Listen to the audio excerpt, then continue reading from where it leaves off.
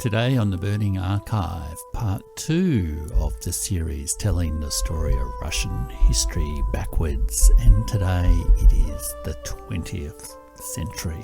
If we let go of the black legend of Russian history, we see instead an astonishing drama with the entire range of human emotions. Nowhere is this clearer than the astonishing 20th century, sometimes called the American century, that runs from the last Romanovs to Vladimir Putin. And if we approach that history with empathy and not see it through the eyes of the black legend, we see a grand drama, tragic, comic, farcical, all at once, of 5 revolutions and 4 great wars. What happened in the 20th century in the Russian world? That is the question for today's Burning Archive. So I have set myself quite a task today on the Burning Archive, which is to cover the 20th century in Russian history. And I guess this is continuing on the series that sort of began with the commemorative episodes about Mikhail Gorbachev, which together, I guess, describe the last 30 or 40 years of Russian history. And in this episode, I want to take the story all the way back to 1900 and take it all the way forward to Vladimir Putin's ascension to power in 1999. And that's ambitious because some of the most remarkable events, I guess, in human history in the 20th century at least, really occurred in and around Russia, the Russian Revolution, most of World War II, known in Russia as the Great Fatherland War, most of World War I, Stalinism, authoritarianism, Gorbachev, and of course the Cold War. So there's an awful lot of material to cover, and that's big military political events, but there's also the astonishing range of cultural developments that occurred in the 20th century, many of which were based in Russia. The music starting the show, Stravinsky's Rite of Spring, comes, of course, from a Russian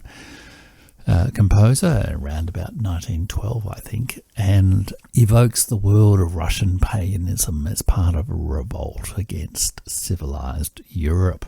And then there's major developments in linguistics and literary criticism and history and so much else that is related to Soviet culture, as well as, I guess, the iconography of the Soviet world. Both the early ultramodernism, but then the later sort of socialist realism that is still retailed around the world, and of course the emotional legacy of so much death, tragedy, and horror as well. So what I'm going to do then is try to just do a quick overview of this extraordinary story of Russia in the 20th century. And when I say Russia, I guess I mean the Russian world, the Russian Mir, not just purely the Russian Federation, but all the states that were part of the Soviet Union and that were part, I guess, of the preceding Russian Empire and are still part of the Russian influenced world. So I'm going to give a quick overview and maybe just provide a few access points to open people's minds to the fascinating, extraordinary set of stories that exist if we look beyond the closed mind of the black legend of Russian history and open our minds to the riches that are actually there. And so there's sort of 9, or if you like, maybe 10 periods, which I'm going to quickly cover. I'll try to be brief around each one of them, that will give you, the listener of the Burning Archive, a bit of an overview of Russian history in the 20th century. It's patterns and its dramas and its key events, as well as a few access points if you are curious and want to follow up more.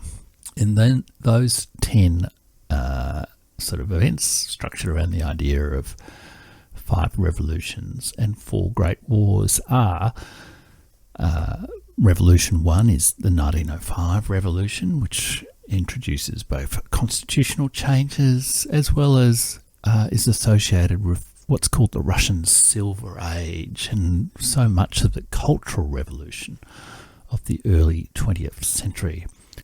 Then there's World War I, 1914 to 1918. Then there's the February 1917 revolution, followed in October 1917 by the Third Revolution, the Bolshevik October Revolution. And then that is followed by the Second Great War of Russia's history in the 20th century, the Russian Civil War, which continues for about 5 years and leads to something like 5 to 8 million dead. Revolution 4 is Stalin's economic revolution of industrialization and collectivization, and also a cultural revolution of sorts in the late 1920s to 1930s.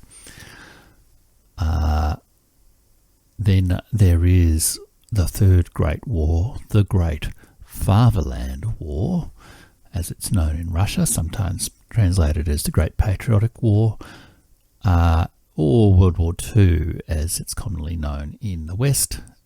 Then the Long Cold War from, 1945, 1948, depending on how you want to begin it, up to 1989. And that, I guess, includes an interlude of remarkable Soviet prosperity and stability in the Soviet Union in the 50s, 60s and 70s, in which people came to believe that Soviet society was, in a way, working. And then the fifth and final revolution, the 1990s, the liberal market, neoliberal market revolution of the 1990s. So that's the plan for the program, and I will get straight into it and talk about each of those segments quite quickly, I think, in turn, because I kind of want to keep this contained to like a single hour program. So let us begin then with the first phase of the story between 1900 and 1914. And this features the 1905 Russian Revolution. If you were to consult your standard mass media images of Russia in this time, you would see pictures of the last Romanovs living out a fantasy of autocracy with astonishing wealth, Fabergé eggs, and a kind of moral corruption, overseeing a suffering peasantry only recently released from serfdom, and with revolt in the air.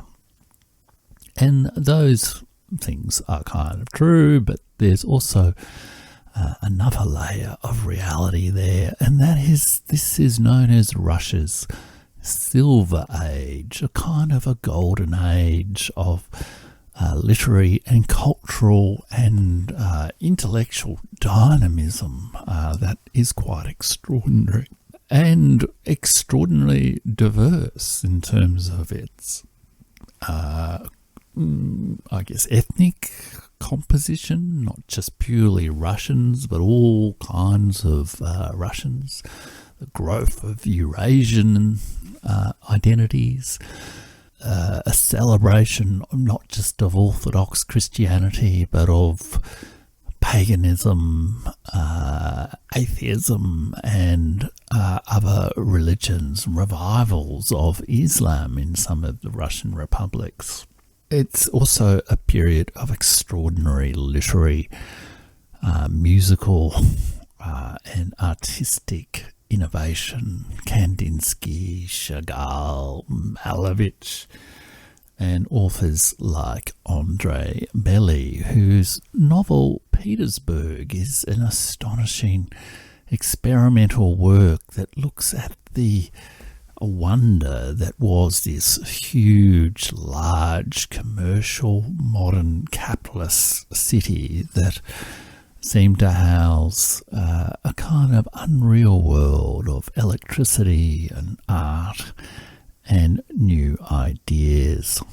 But in this ferment of culture, there was also a political revolution which occurred in 1905 when the Tsar lost authority, I guess, following a defeat or a stalemate at least in the Russian-Japan War, and was forced to concede constitutional reforms which enabled some level of, I guess, parliamentary democracy in a way within Russia, and has long been celebrated by American liberals as, I guess, the lost promise of a Russian liberal democracy, or conservative liberal democracy, with a particular Prime Minister of Russia, Pyotr Stolypin, who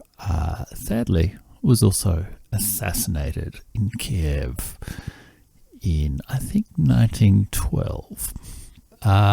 So many differing things already in this era, in this very first phase of Russian history. So I think if you want to change your perspective of Russian history, don't just look at documentaries about the Romanovs, but look at and listen to some of the music and the literature and the culture, the art that was produced in that extraordinary period of the Russian Silver Age. Okay, so let's move on to phase 2. In phase 2, it's the first great war of Russia's 20th century. And when I say Russia, I'm saying Russia here in terms of the Russian world. So just to clarify that. So 1914 to 1918. And I guess usually we tell this story as a story between England, Germany and France, really, with Russia coming in at the end because there's a revolution in St. Petersburg that affects the course of the war. But as the historian Dominique Levin makes clear in his remarkable book Towards the Flame, World War I is as much as anything a war about the fate of Russia and the conflict between Germany and Russia as anything. We need to see World War I as in part a conflict arising between Germany's intention to detach the western borderlands of the Russian Empire, like Poland, Ukraine, Belarus, Lithuania, Latvia and Estonia, in terms of their current, well then they were just, I guess, regions, now they are countries, detach them from the Russian Empire and to make Germany a much stronger dominant power in Europe. But it was also obviously also about the breakdown of the international system of great power balance in Europe, and one of those great powers, of course, was Russia. So I won't talk too much about World War I, but to suffice it to say that it is, if you want to get over the black legend of Russian history, it's really valuable to read, I guess, both Mark B. Smith's book, but also particularly Dominique Levin's book, Towards the Flame, which is subtitled Empire, War and the End of Tsarist Russia. came out a couple of years ago, I think, in around the time of the anniversary of the end of World War One, and it's a remarkable book, and it really does help change your perspective on one of those pivotal events of the 20th century. And we do need to see that event much more as not just, I guess America sweeping in at the end, or Britain's battles, stalemate battles in the Somme, let alone the tragic loss of Australian and New Zealand and Turkish and other soldiers at Gallipoli at the instigation of Winston Churchill's mad schemes. But it is very much a conflict which has Russia and Russia's borderlands at its centre. So again, all the drama of World War One is as much a drama about Russia, the Russian world, and all the tragedies of that, as it is about the end of the Romanovs. But of course, World War One saps the economic vitality and saps the spirit of the Russian nation, and also leads to moves towards more national identity amongst the various constituent republics of the Russian, or not constituent republics, constituent regions of the then Russian Empire, and that growth in nationalism in a more modern world, of course, is galvanized by the move towards self-determination after World War One, and sets in train some of the sort of nationality conflicts that would continue through the 20th century for Russia, and I guess continue to this day in Ukraine. Phase 3 is the February Revolution of 1917. So the Russian Revolution, famously, it occurs really in the 1917 Russian Revolution. Really has two major phases. There's the February Revolution, and then there's the October Revolution. In the February Revolution, the Tsarist autocracy falls, and effectively a form of liberal democratic government comes to power in Russia, led by what is often quite confusingly called the provisional government. And of course, there have been millions and millions and millions of pages written on these two revolutions. And in some ways, the 1917 Russian Revolution, particularly the October Revolution, helps define the nature of 20th century history, because the Russian Revolution was a successful Marxist, well, the October Revolution was a successful Marxist revolution that was,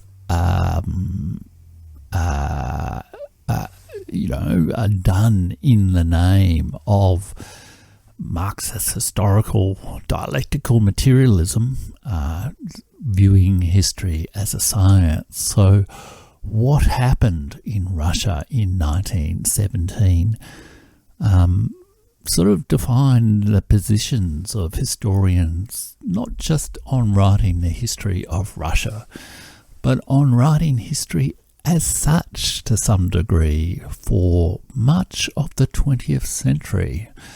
Even when I was studying history in the 1980s in both Melbourne and Canberra, you could still, hear the echoes of the debates over those long ago events in St. Petersburg in 1917. That's a bit of a diversion, but it's also fundamental to understanding how much those events shaped the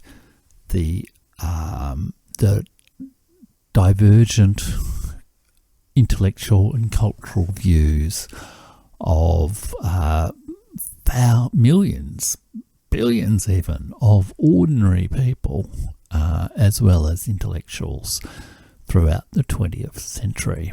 It's utterly crucial events, but also events that need to be understood not just through the lens of, well, what happened in 1989 or defending democracy, because the February Revolution was very much undertaken in the name of democracy itself. And there was that extraordinary excitement, new freedom, and in some ways, in the months after the February Revolution, Russia became the most democratic country in the world. New freedoms for women, new freedoms for young people, different attitudes towards the church, to marriage, to all sorts of both social, cultural and political institutions. But the February Revolution did not establish a strong central authority. In some ways, the Liberal politicians who were in power after the February Revolution did not quite know what the hell they were doing with it. And together with the social and economic instability induced by the war, and activated by Bolshevik activists, there was a deeply unstable situation, and one which was ruthlessly exploited, particularly by the Bolsheviks, Lenin and Stalin and Trotsky and others, who used the angry, disenchanted soldiers and sailors, the military, who wanted to get out of the war at all, to stop fighting a losing war and to stop being subject to punishing military discipline, and the sort of urban centres as well, factory workers, but also intellectuals, I guess, within urban centres who were attracted to the appeals of revolution. In particular, factories established forms of industrial democracy, sort of worker councils in their factories, etc., and where they were making decisions. It wasn't just the capitalists who were making decisions, it was also the workers who were making decisions, and which they use as a platform to articulate their views to the weak centre of the liberal democratic government. And the Russian word for council, as in worker council, is Soviet. And as a result, the Bolsheviks, including Lenin, came to power in October 1917 with the slogan, "All power to the Soviets." And as a result, after the October 1917, the state that formed was the Union of Soviet Socialist Republics. So that's what the term Soviet in Soviet Union means. It reflects that fundamental basis of, I guess, worker-based industrial democracy, whether it was genuine or manipulated, that came to power in 1917. So, two enormous revolutions, the February Revolution and the October Revolution in 1917. And historians debate intensely, particularly the October 1917 revolution, as to whether or not it was like a coup instigated by a small group of political extremists like Lenin, with the backing of German intelligence services and German money, or whether it had broad-based popular support. And if I were to summarise, I think the consensus view, there was certainly an element of a coup involved. There was no doubt. It was basically a kind of a small-scale military operation that happened in St. Petersburg in October 1917, but there was also no doubt that at least initially the Bolshevik regime also enjoyed broad support, at least in the major urban centres of Moscow and St. Petersburg. So it's a little bit of both. And let me also add that in relationship to the 1917 revolution, I think perhaps the best book and the book that conveys what a monster Lenin was is incredibly enjoyable and has all the just extraordinary flavour of both the personalities and the context and the events and the hopes and the horror, is a book by Catherine Merridale called Lenin on the Train, which is actually the account of Lenin being transported by the German government on a train up through Sweden, down through Finland, into Russia in 1917. So that takes us to the end of phase 4, and then we go into phase 5, which is the second Great War of the Russia's 20th century, a great war that is often neglected in, I guess, Western images of Russian history, and that is the Russian Civil War. So one of the famous books on the February 1917 revolution is a book by an American journalist called John Reed, entitled 10 Days That Shook the World. And if the February Revolution was 10 days that shook the world, then the Russian Civil War was 5 years that devastated the Russian world. And if I just read from Donald Raleigh's account of the Russian Civil War in the Cambridge History of Russia, Volume 3, the 20th century, he says, just to summarise the bare facts, I guess, of it, the Russian Civil War caused wide-scale devastation, economic ruin, loss of life through military operations and disease, and the emigration of an estimated 1 to 2 million middle and upper-class Russians. Most estimates of human losses during the ordeal ranged from 7 to 8 million, of which more than 5 million were civilian casualties of fighting, repression and disease. These figures do not include the estimated 5 million who died from the famine of 1921 to 23. So if we just add that up, we have 1 to 2 million emigres, 7 to 8 million military victims, so that's 9 to 10 or 8 to 10 million, and another 5 million, so 13 to 15 million people lost to Russia in the 5 years of 1921 to 22, 23.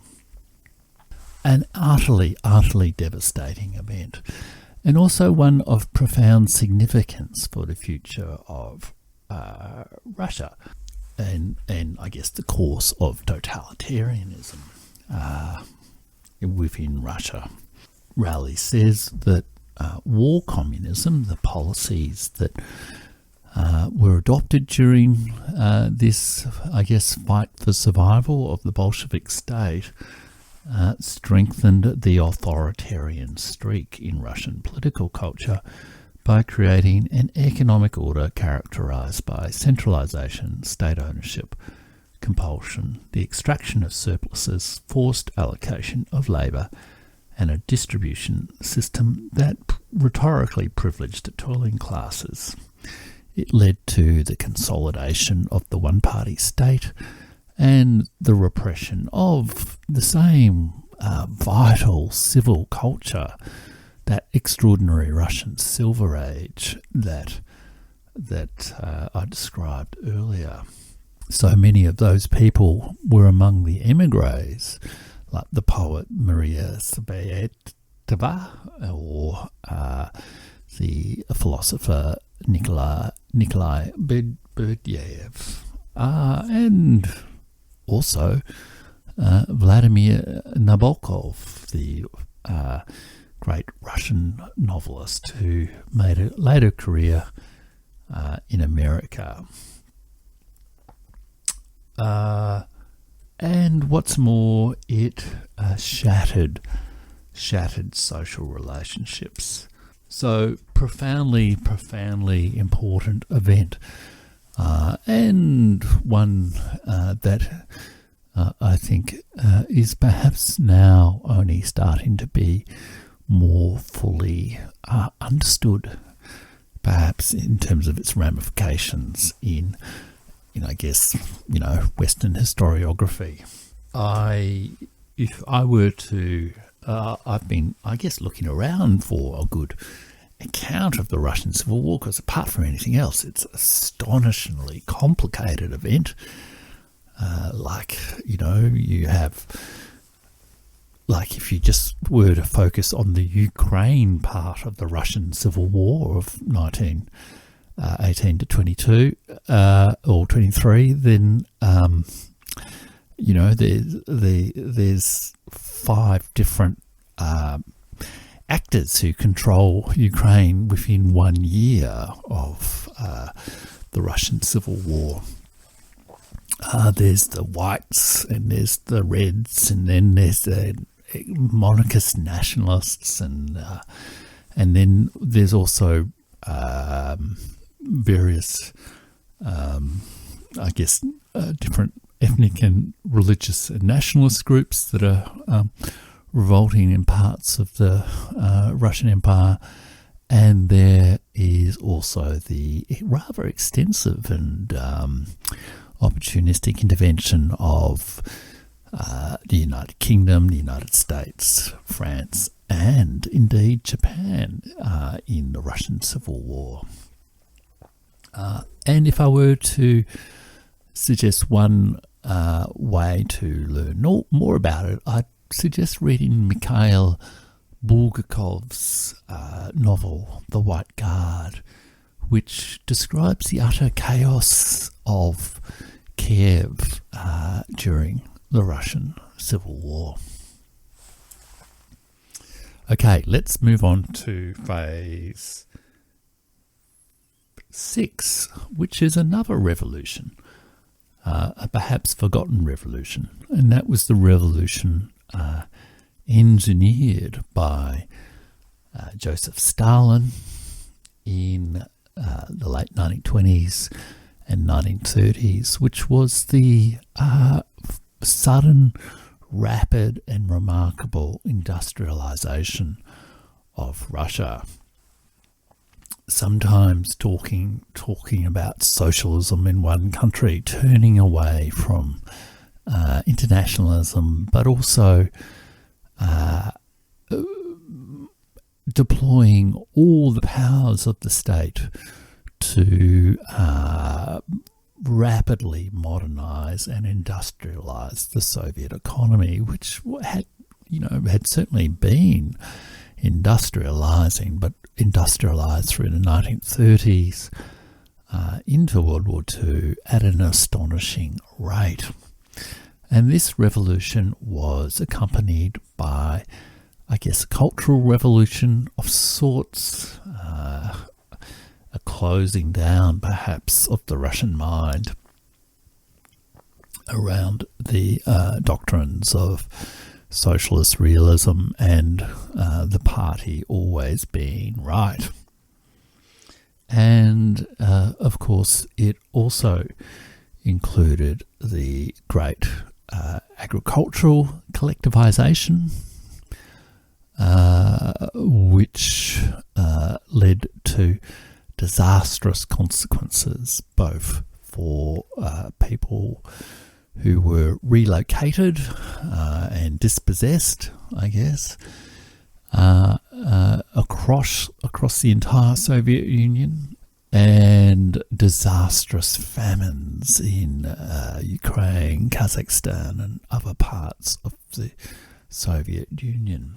And in the 1930s, particularly in 1937 and 38, it was the high point of the years of the terror, the high point of the, I guess, criminalisation of dissent and persecution of the political opponents, enemies, or just suspect fort of Stalin. Something like, in the years 37 and 38, I think something like 800,000 people were executed for political crimes. I think that is the correct figure, and it was an astonishing terror. And there is, of course, a great poem by the poet Anna Akhmatova called Requiem, and that was written over several years and finalised perhaps in the late 1950s. And I should say, before I read this little section from that poem, the head of Stalin's secret police was a man called Yezov, and he presided over these extraordinary purges and political trials, or executions. There were perhaps fewer trials than executions. And so that era is often known as the Yezovian terror, or Yezovshchina in Russian. And the start of Requiem says this: instead of a preface, in the awful years of Yezovian horror, I spent 17 months standing in line in front of various prisons in Leningrad. One day someone recognized me, then a woman with blue lips who was standing behind me, and who, of course, had never heard my name, came out of the stupor which typified all of us, and whispered in my ear. Everyone there spoke only in whispers. "Can you describe this?" And I said, "I can." Then something like a fleeting smile passed over what had once been her face. It's a remarkable poem, I guess, of endurance and survival and tragedy and the extraordinary emotional scarring that occurred in the Soviet Union during those years of Stalinism. But it also brings to mind that, in a way, there were three eras of Stalin. There was, there was the ascent to power through the early 1920s, and then there was his what he described as the Great Break of 1928 to 31. That, in a way, initiated at an extraordinary cost, and perhaps an extraordinarily unnecessary cost, a extraordinarily successful modernisation of the Soviet economy. But he also experienced two other periods, and that takes us to our next phases. So the next phase is third great war of Russia in the 20th century, and that is the Great Fatherland War, also known in the West, I guess, as World War II. So again, there's enormous historiography on World War II and Russia and World War II, so I want to keep this relatively brief for this kind of overview and just in terms of flipping perceptions. And of course, one of those perceptions is by using the Russian word for the Second World War, which is often translated as the Great Patriotic War, but Mark B. Smith and other historians translate it more correctly as the Great Fatherland War, as a defensive war against the attack by Nazi Germany in 1941. And I guess Hitler and Stalin were both pretty nasty figures, and there tends to be a, moral equivalence drawn between them, which I think perhaps in terms of the political killings that I just described is certainly true in the case of Hitler and, in terms of Stalin. But it's certainly, I don't think, true to say that Russia was an aggressor in World War II. Russia was a victim of Nazi Germany's aggression towards it, and it is part of the depth of resonance of World War II in the Russian cultural historical imagination, or the Great Fatherland War. It's important to realise that, I guess, and not to buy into more recent arguments from some American historians that Russia was always pursuing an aggressive policy sort of thing. But to also just realise the extraordinary nature of the scale of the death, destruction and tragedy, and I guess heroic resistance of Russians during World War II, or the Great Fatherland War. 27 million Russians died, at least 27 million Russians died in the combat in World War II. It was Russia that liberated Berlin, liberated Auschwitz and many of the other, sites of the Holocaust. And that's not really the story one sees in Hollywood movies about World War II, and that's understandable enough. But it's also essential if we're really to understand the 20th century, to understand the extent of the loss, the tragedy, the long 900-day siege of Leningrad, in which Vladimir Putin's elder brother died in World War II, the fact that the German troops at one point surrounded Moscow, and that ultimately Stalin, despite all his horrible flaws, was able to mobilise the Russian army and the Russian society to resist that near existential collapse of that state. Its enslavement, I guess, to the grandiose ambitions of Adolf Hitler. So that takes us to the end of the Great Fatherland War. Mark B. Smith's book on the Russia anxiety discusses this in some depth, in particular around the idea that Russia is obsessed with, military matters and defence matters, and provides a much richer and more complex understanding of the Second World War. And similarly, Vasily Grossman's novels Stalingrad and Life and Fate provide insight into the ordinary person's experiences of those remarkable battle for survival. even if it was a battle for a deeply flawed regime, the survival of a deeply flawed regime.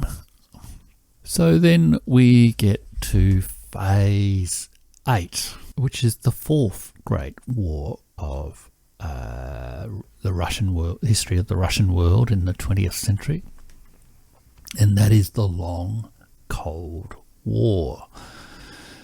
As I said, after at the end of World War II, or the Great Fatherland War, Russia liberates Berlin and is there before the Americans and others, and to some degree the Americans and others are engaging in a bit of a race to try to get there before the Russians. And Berlin becomes a divided city. That Germany, as the defeated power, is, carved up between the four victorious powers, and there's a complex set of agreements that hammered out in a series of conferences between Churchill, Stalin and Roosevelt that lead to the post-World War II arrangements. And in addition, in some of the former,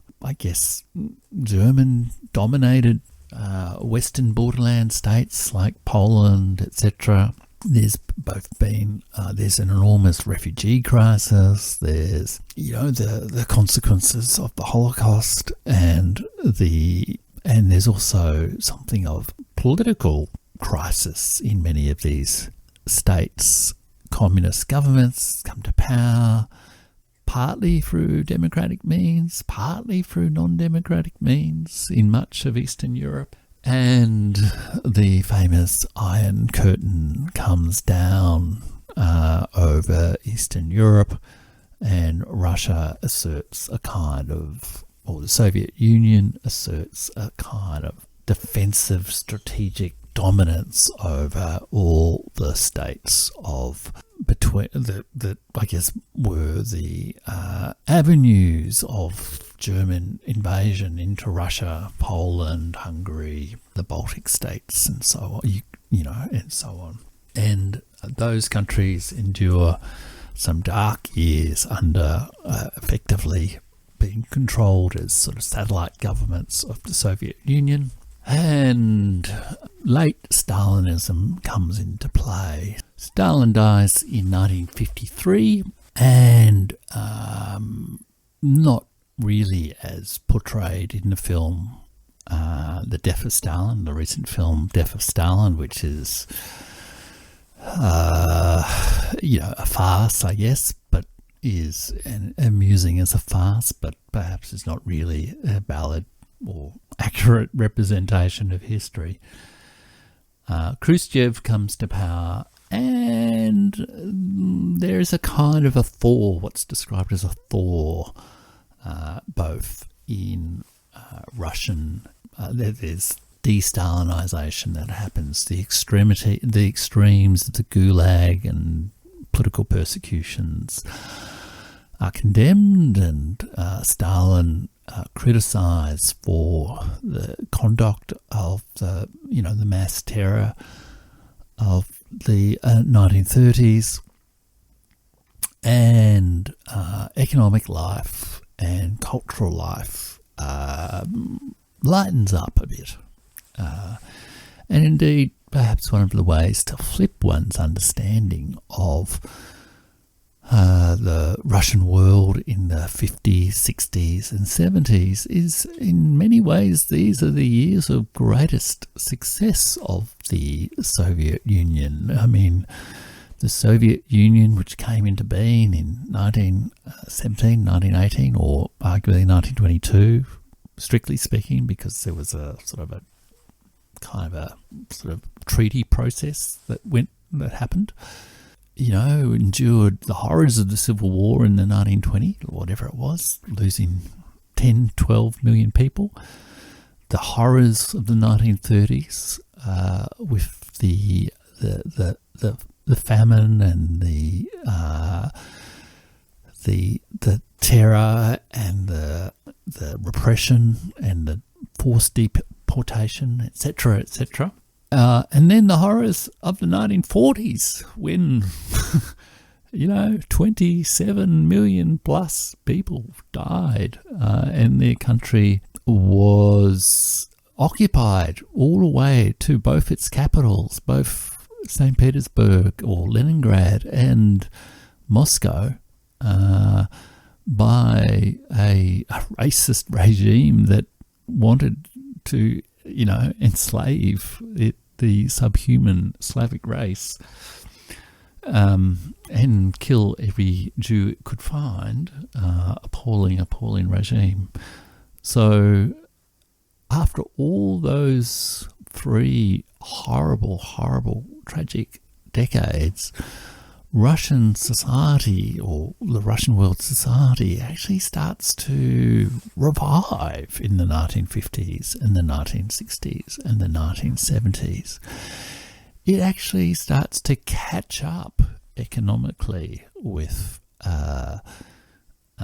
America. Nowhere near the affluence, etc., of America, but very few countries in the world had the affluence of America in 1950. It starts to see a revival of life expectancy and the long-held ambitions of a fair welfare state actually start to get implemented in the Soviet Union in the 50s, 60s and 70s, as well as, making available education and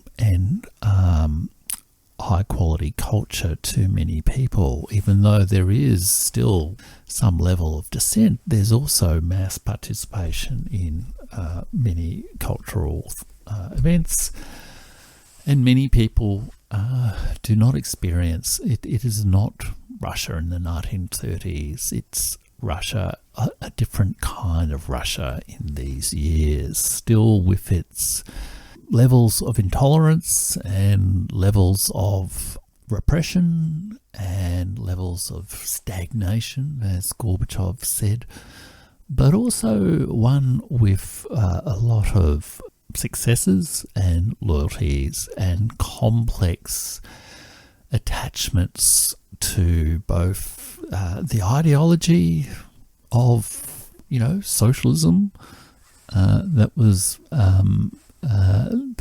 begun in 1917, as well as some of the modernist concepts of the Soviet Union as well in cultural life. So again, fascinating and important to flip that around from just purely an image of Solzhenitsyn and the Gulag archipelago. It is a more complex picture indeed, and this is conveyed extremely well in the work by Sheila Fitzpatrick, The Shortest History of the Soviet Union. Sheila Fitzpatrick is an Australian historian, a Melbourne historian, and is one of the most esteemed historians of the Soviet Union around the world. I'm pretty sure she was the daughter of the famous Australian historian Brian Fitzpatrick, who wrote in the 40s and 50s and 60s and was, I think, a member of the Communist Party. But yes, her works are extraordinary and worth reading. And if you want to get a flipped insight into the political and the social and the cultural experience of the history of the Soviet Union, you can't really do better than read The Shortest History of the Soviet Union by the distinguished Sheila Fitzpatrick. Okay, so then that just takes us into our final phase, which is the fifth revolution of Russia's 20th century, and that is the 1990s. And I won't talk too much about this because I covered it a fair bit, I guess, in talking about the experience of Mikhail Gorbachev, but The 1990s was, in a way, a period of revolution in Russia. There was a coup in August 1991, and then arguably there was a second coup in the revolt of the Ukraine, Belarus and Russian republics of the Soviet Union that led to the disintegration of the Soviet Union.